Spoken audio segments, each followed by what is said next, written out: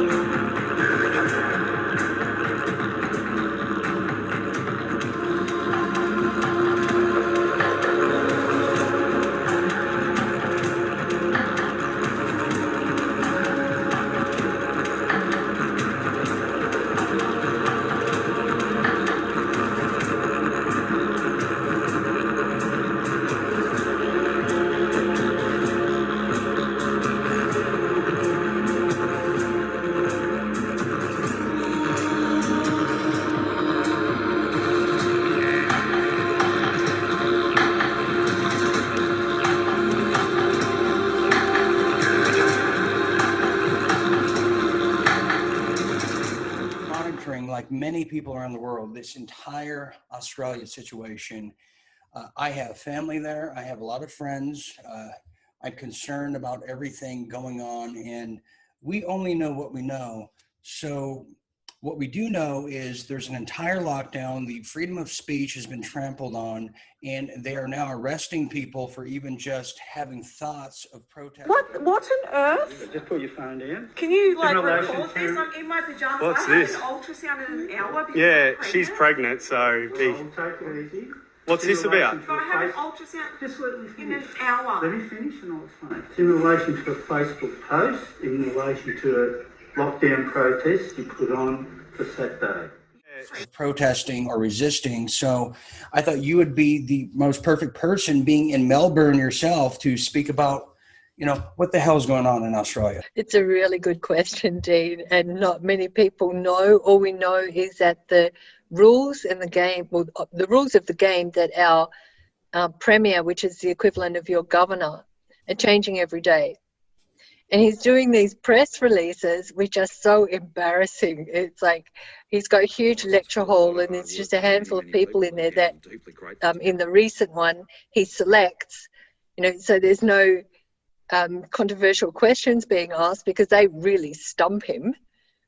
And then we're like, okay, so these are the new rules now. And he's just laid down a new COVID normal release of documents showing our new restrictions. Like we now get 2 hours a day instead of 1. And single people are allowed to visit partners. And we don't have access to any of this data. He's making it up as he goes along. It's becoming very clear. I've seen what's happening in New Zealand. Where does the China factor come in play here? Through our universities, strangely enough. We've got big deals. We're a sister city with Tijuana. I can't remember the name of it, but Melbourne is a sister city with a Chinese city. And our premier / governor made a secret deal. He won't show anybody what it is, with the Chinese government there. And our prime source of revenue is through universities and Chinese students. So they come through, and they're also, but it's commonly known they're very technical savvy and in the sciences field. So they come through and then they get jobs here, and there's also a lot of property that the Chinese are buying. So it's like there's been a slow invasion, and now we find ourselves, we could be paying back an enormous amount of money. Our Premier won't say how much exactly. We don't know what he won't show the contract to anybody. He did this secretly. His peers were not involved, so the premiers from other states have no idea what he signed. And the Prime Minister as well doesn't know. So we don't know how much he's borrowed from them. I've heard estimates of between 24.5 million and $1 trillion. So somewhere in between that, he's borrowed. And of course, we have to pay it back. So that's how they get in. The business, students, universities, and of course, bringing the idealism, the communist idealism through. It's infiltrated our universities, our education system, and politics. Really studied the geopolitical ramifications that are happening with Australia now being in the South China Sea, with your Navy joining Taiwan in the United States in the South China Sea to then help Hong Kong, who have been infiltrated by China as they're land grabbing during this time where the US is bogged down, the UK is bogged down. So here's my question is, understanding Prime Minister Morrison in his, what I felt was courage at the time, going into the South China Sea, does he have any jurisdiction or say what's happening in all these different cities, or is he blackmailed, or is he completely powerless at this point domestically? Because I say that because he started an investigation into the origins of COVID-19 into Wuhan. And as a blowback, because of that, China put, for starters, an 80% tariff tax hike on barley on your country. So I want to know what is going on with the Prime Minister. Is he powerless at this point? Very good question. That's what many of us are asking. Apparently, Victoria is a sovereign state. So what's happening now? I know, as an Australian, I got really lazy with politics. I just vote and think they're going to do what they said they're going to do, and I think this is the issue here. We got sidetracked with low interest rates, free interest for X amount of time, buying the house. So our political circus has been a joke. Like, we've had so many changes in the last 5 years. Prime Minister's in for a year and a half, another change, another spill. Like, the political arena has just been so difficult to keep a track of.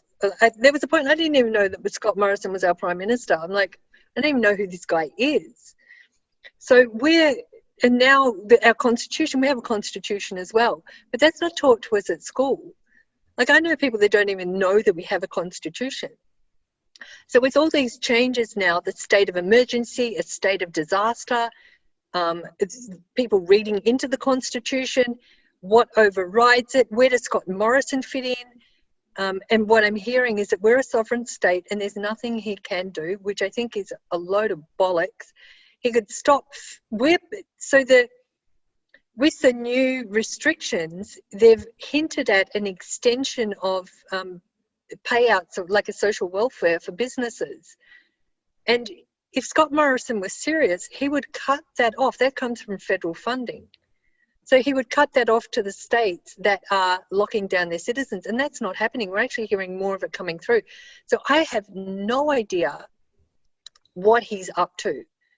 But it looks like our Premier has definitely gone rogue, and this is unprecedented territory, even like for him to have signed a deal with China and not have included the Prime Minister, apparently, supposedly. This is totally new waters. So we don't know where we stand legally, and people are just digging around. There's petitions, class actions. I've been contacting all of my members of parliament, find out what's going on. And there's lots of whinging and lots of people complaining, but there's not much negotiation. I'm not hearing any negotiations in place. The humanity side of this is Australia just went through some horrific fires. not that long ago, where the entire world was just outpouring with emotion, especially, we have such great affection, not just for the Australian people, but your wildlife, the koalas, the zoos I've been to. It's just a beautiful place.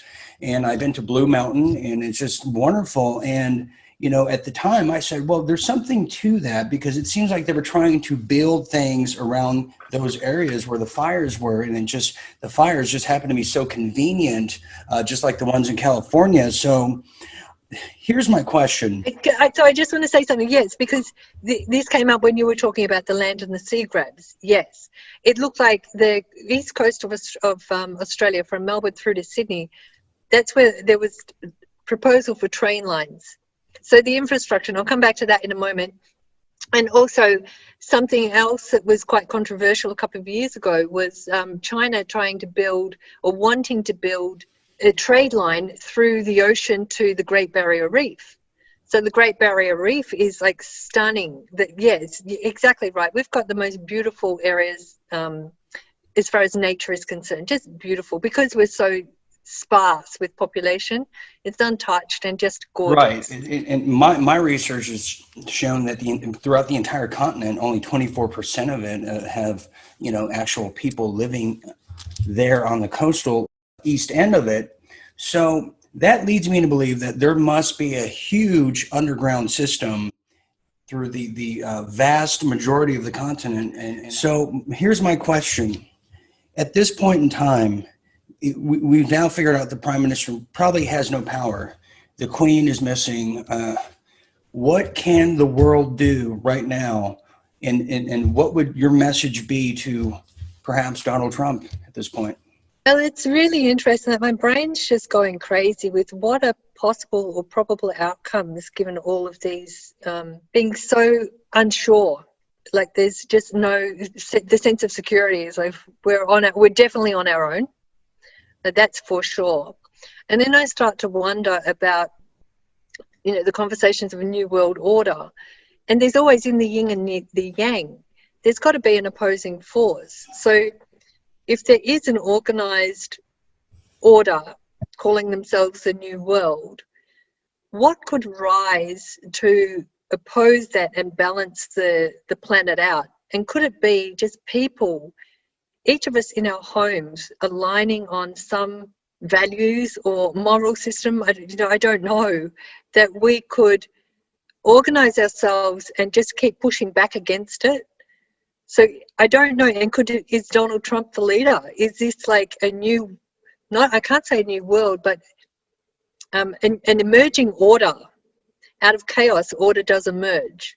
So is there an emerging order now in the process, with Donald Trump leading against corruption and the deception and these insidious ways of creeping in and pretending one particular way and then being another? Like, that is just so cowardly. We don't know who the enemy is. We see this vaccine schedule. We see the phase 4 of the vaccine agenda coming out now. And right here in the United States, you have Mel Gates, the wonderful, lovely wife of Bill, telling the media that, well, when we have the vaccine rollout, we're going to make sure the African Americans get it first because they deserve it. So I'm thinking, okay, they want to kill the blacks first, as usual, with these big, power structures. So what is the take on the Aborigines? I think it's like the welfare state that's being used as guinea pigs, the weakest, the disabled, the mentally unwell. They're the ones that will be used as the pawns. And yes, and a lot of them are the Aboriginal communities fit into that. But I think it's an attack, it's a class warfare attack. And the weakest are the most vulnerable, and they're the ones that will be, I saw somewhere that around 53% of Australians will be on welfare after this. So they're then in contract with the masters, with the government, and they'll be the ones that will be used for vaccines. Testing purposes. We don't get the data. We don't know what the direct result will be from that. But that's what I sense is happening. It's really a class warfare. We saw that in America with the removal of the middle class. That's what's happening here now. We missed the global financial crisis. We seem to be sailing along, but now we're going to get hit really hard. Our mortgage, the mortgages, that's been the Australian dream, own your own home. And that's now it's in dire situation with what's going to happen with mortgages and people possibly being evicted. I just don't know. But I think this is a class warfare more than anything. Not here. It's not so much about race because Melbourne is very multicultural. We've host to so many different cultures here. But I think, that's also good, could also be our advantage because we've got our fingers, like we're connected with the rest of the world. We've got the rest of the world at our fingertips.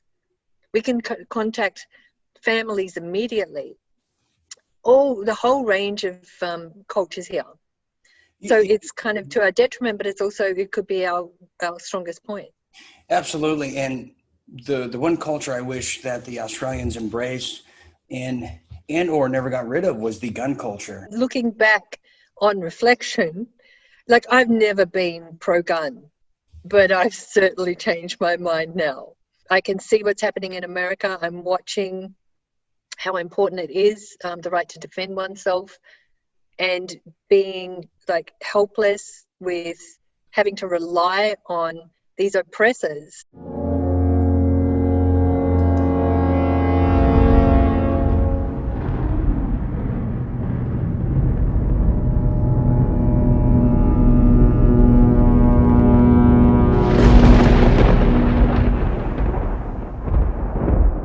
They're dictating the rules.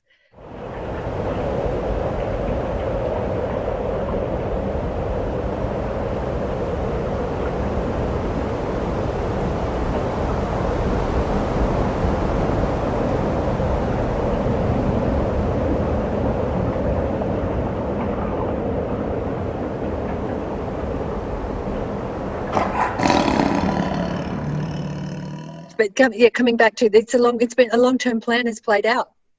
We're sitting ducks. So I don't know that there won't be any change to that unless there's a couple of liberals or libertarians that come through. But we're just not. There was one of the messages that you sent to me was socialism is so ingrained here. It's really concerning. I'm seeing it in my local environment. But Dale, you've been so gracious to give us some insight on what's happening in the mystic Australia, which is now turning into the mystic little China, if they have their way. And I really, you're in my thoughts, and we hope and pray for your safety and for all the other Australians and your neighbors. Dean, thank you so much. And I just want to put in that I've learned so much from the Real Deal report that listening to you and Mike.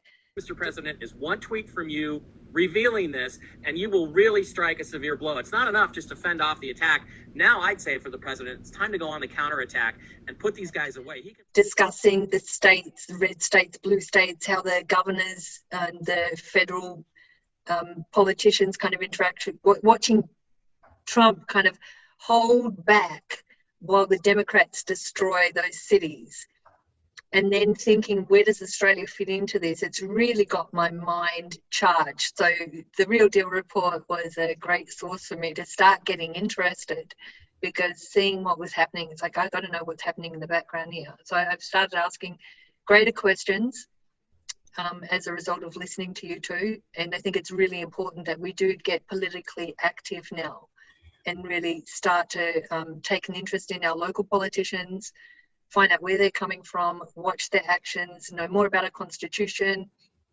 our state laws, the laws that are being imposed on us, these new games.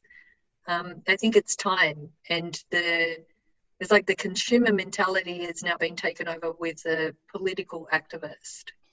Well, you're absolutely right, and thank you so much for that compliment. And, I've always said if you don't do politics, at least a little bit, politics does you, just like if you don't flex your muscles and use your muscles, this one here, then you lose it. So I want to thank you, Dale, for coming on and joining us at this late night update. And we will keep in touch on all the developments in Australia, especially Melbourne. And I think we're going to get through this. It's going to be tough, but we're here for you, and we're all in this together. Thank you so much, Del. My pleasure. Thanks, Dean.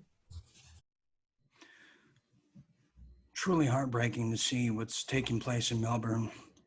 Having visited there years back and seeing all the wonderful cultures and food and events, it's so sad to see a city go so quiet. But it's good to know that people like Dale can see things that others have yet to see or are finding out as we speak.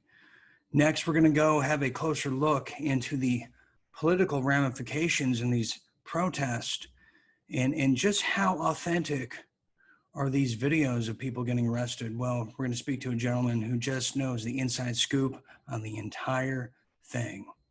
So let's go for a closer and deeper look into the tyranny of Melbourne.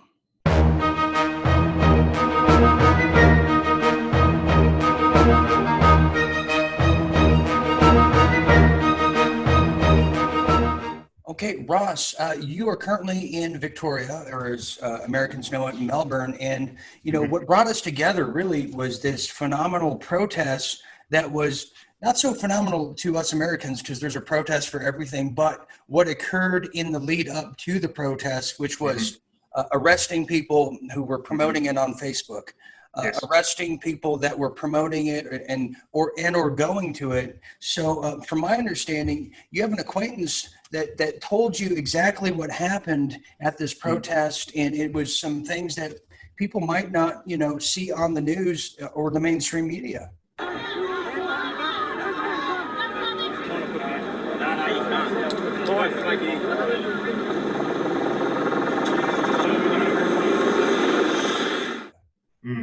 Yeah, so there was an expectation there might be as many as 100,000 people attending this protest. In the week leading up to it, we had arrests of a pregnant woman who streamed her arrest live on Facebook. She was handcuffed. And another incident included a former army officer who had his front door smashed in. Now, for my mind, I have question marks about both those incidents. They didn't feel right in terms of there may have been staged events to fear people and reduce the numbers attending the protest. And if that was their goal, they certainly succeeded. So there was only 1,000 people at the protest, if you were lucky. Perhaps there was another 500 observing it from a small distance, and another 500 who perhaps pretended they were going for a walk, which is one of the only times you're allowed outside in this state, but were probably there to view it. So maybe 2,000 people. My understanding is the police were initially reasonably well behaved, but subsequently they brought in riot squads. They, using police on horses, they moved the people to another location. A number of protesters were surrounded by police and arrested. The turnout became quite poor. I noticed on the Twitter sphere that people who were promoting attending now believed that a false flag was going to take place and became fearful. And I think this all affected the numbers that were there. Really interesting what you just said in your last statement, that potentially those incidents of the pregnant woman getting arrested and the other gentleman getting arrested were staged in essence. What about, I want to bring up this other video that made the rounds earlier on, I want to say maybe a month and a half ago, of a girl walking down a sidewalk and her friend, her guy friend, filmed her getting assaulted and choked by what appeared to be a police officer in Melbourne. That, you know, there were some whispers that maybe that was staged as well. Yes.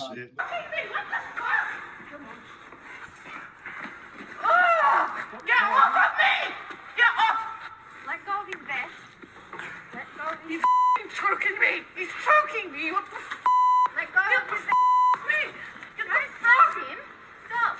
Yeah, but you're choking her. As a man on a girl, and you choked her. For what? It looks like the officer in question was also the one who arrested the pregnant woman. Wow. Well, I just Looks very similar. Yeah, the hairs on my arm, if you could see it, are standing up, but I have a coat on. That is wild stuff. But in that same context, and I want to come back to what's happening in Melbourne, but I cannot ignore the big elephant in the Australian room that's been there since 1997, and that's Port Arthur. And if Australia, a young man has killed at least 30 people and wounded many more. Police have surrounded the house where he's now holding hostages today, Sunday, April 28th, 1996. And a good morning to all of you. Welcome to Today on a Sunday morning. I'm Jack Ford, joined again this morning by Ann Curry. Good morning. A lot of news for a Sunday morning. Terrible shooting in Australia. They're saying the worst mass killing ever in that country. The sad part, in addition to those 30 people, at least 30 people have been killed. Some of them are said to be children, in fact. And this man is like 19 or 20 years old, and they don't know why he's firing on people in this tourist site. What we've seen and heard so far is one of these terrible random shooting episodes, walking down a street, reloading, shooting on people. Oh, I know, and apparently there are some fires. A car was set on fire with people inside. Tough way to start. And if people don't understand what the Port Arthur incident is, it was what people called the event of all events that really started the gun confiscation of Australia and completely, in my mind, completely changed the country forever. Can you talk about that? A number of questions that need to be raised about Port Arthur, in my opinion. The accuracy of the shooter was something probably no other man could achieve. The person who was subsequently arrested and is now, as I understand, has been basically in solitary confinement since his arrest, has a very low IQ, I think in the order of perhaps 70. On the back of this incident, guns were essentially removed from law-abiding citizens.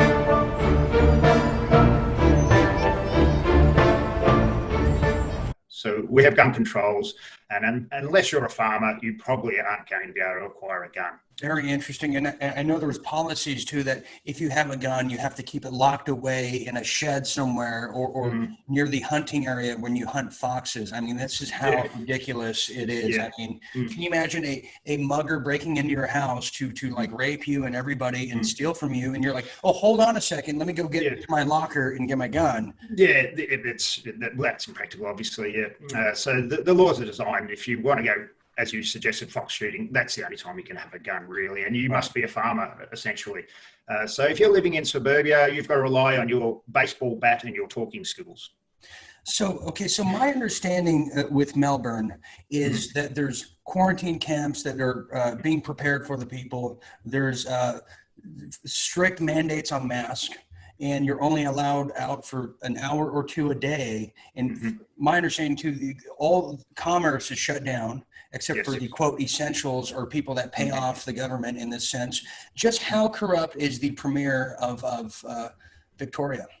There's a photo of him holding a badge up stating, "I stand with Hillary," in preparation for your previous election. In the background, would you believe there's an Alice in Wonderland portrait?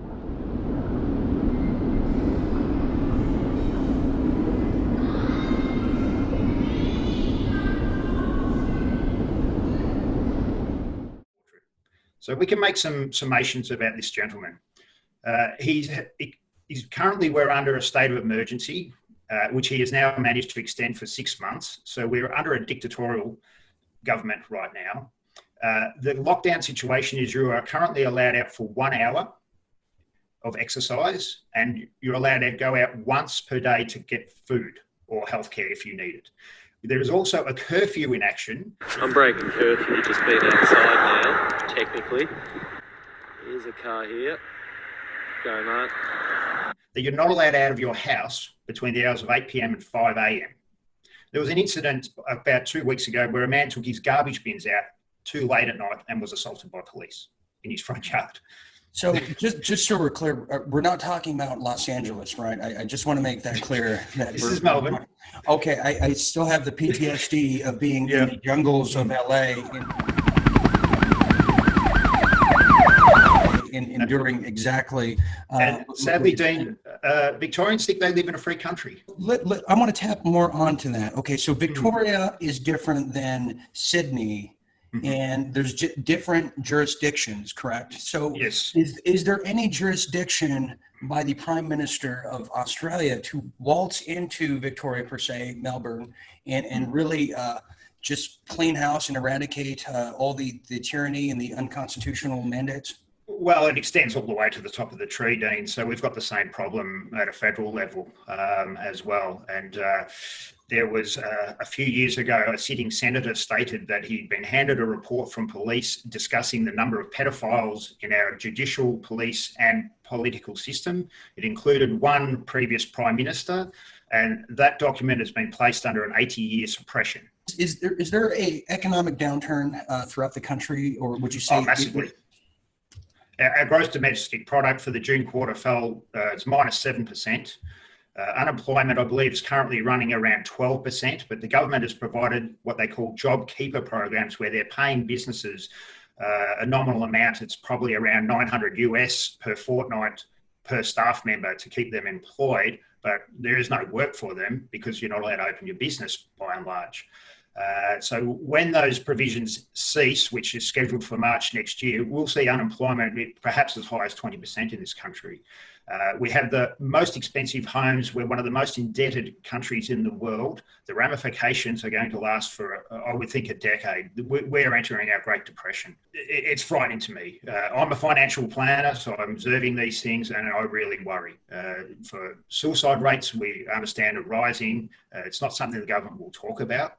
And we have a government that's also manipulating the figures around COVID. We only have our COVID reports done whether people die with or from COVID. We don't have the distinction of was it COVID or did they just happen to have COVID and had other comorbidities.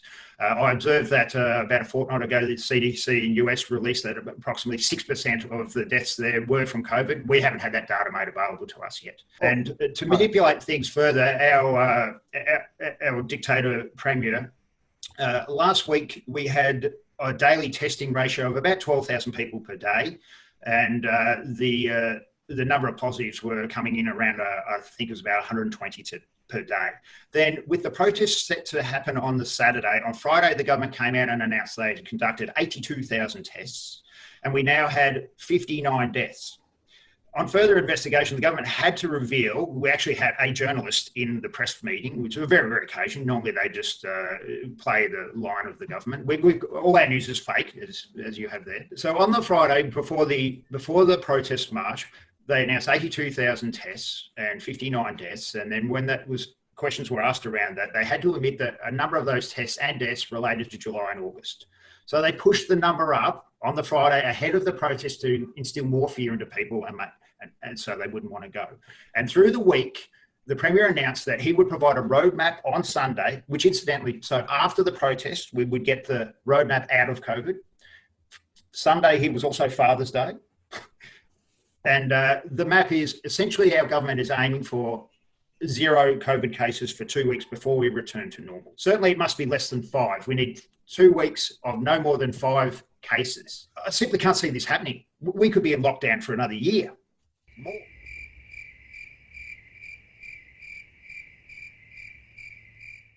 So I'm not sure how much more I can take of this, this complete just egregiousness across the board. I don't even have a word for how angry I am and how I just want to rip the head off of the premier and more people, of course. But let me ask you, what is the punishment for treason in Australia, if any? I mean, and please do not tell me like time out in the corner and you know, count to 10, because that's not going to cut it for me right now. Yes. Well, I'd suggest in this country, it would be a job with China in the case of Premier Andrews. But you know, we see our politicians do deals with corporations and then within 6 to 12 months are on the board of these corporations. The corruption it's unspeakable. I've come to a conclusion that colleagues of mine have said on the Real Deal report, and which is that it may take an intervention from the United States from Donald Trump himself leading the cavalry to really free up the entire Commonwealth. We're talking the UK, we're talking New Zealand, we're talking Australia, and we're talking Canada. Some people tend to forget they're still part of the Commonwealth. So I want to, this is the question, is that something that is completely out of the question, out of my mind, or is that something that you see there's really no other alternative options here on the table? Yeah, so I'm reading where people are so short on faith now they are hoping for Trump to intervene. I can't get my mind around politically how that may happen. I think we may get some relief from Australia's point of view. Again, we looked at the Commonwealth with the problems in the royal family. Maybe there'll be some change in Britain that'll lead to change flowing down to Australia. But it's hard to see where we get out of this. I just don't know. Well, I like to say there's going to be a sunny day tomorrow, but as long as there is a powerful communist Chinese party that has infiltrated the entire Western civilization as we know it through decades, we're not talking in the past 3 years. I really don't see a real change until we root out the cancer of this entire pandemic, and that is square one. Leads back to China, and then leads back to all the technocratic dictators like Bill Gates, who have just funded these projects and funded this little limp-wristed little puppet premier of yours. And my hope is that Prime Minister Morrison turns around, makes a deal, turns on the people that have allowed him to get nefarious, and really pulls a fast one on the people, pulling a fast one on you. That's what I hope. Yes, I can't see the federal government really intervening to any great extent. The federal government's also come out and talked about forced vaccinations if they do get a COVID vaccine. It seems to be that forced vaccination will be the way out of Victoria. For a number of years now, we've had what they call this no jab, no play program, where children aren't allowed to go to kindergarten or use daycare services if they're not fully vaccinated. So they've forced people into these vaccinations already. And you can be certain that that's how they'll get to people again. If I may say that I don't think there's going to be any real pushback. It's been my opinion for some time that the pushback won't come from Australians until they lose their jobs, their homes, and the government starts running out of money to feed them. And that's how apathetic Australian society has become.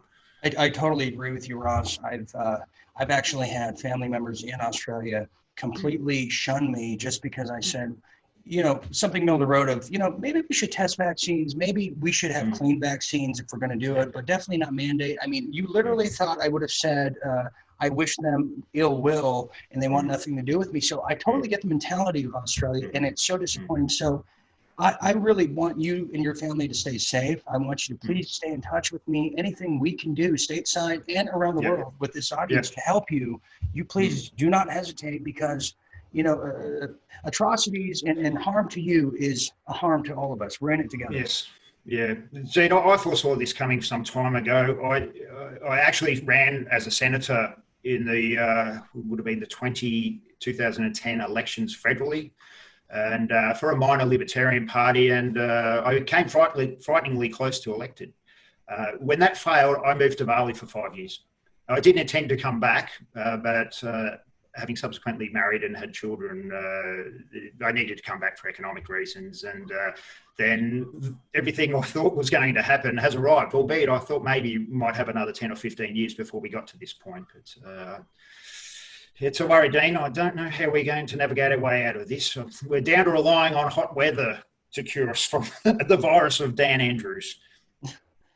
Yeah, it's gotten to a point where the lunacy of it all is just beyond comprehension. Well, Ross, I want to thank you for joining me on this late night update, and do not hesitate. Please stay in touch, and that's what we're going to do. We're the good guys, Dean. We'll get there. We'll get there. All right. Talk to you soon. All the best, mate. Cheers.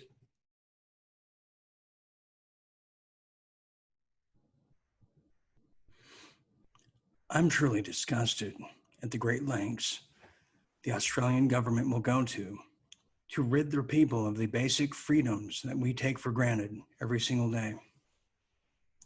I'm truly angered at the outcry of people who are awake to this entire pandemic, who have no hope and are counting on us, people of the outside world, out of their country in America for them to receive help from. So I want to thank my two guests for joining us on this late night update, because it's important. It's important we know what's happening in our world, because if we don't know, it's going to come to our door next if we don't stop it. So for everyone at the Real Deal Media Studios, I'm Dean Ryan. And just remember to stay tuned, stay awake.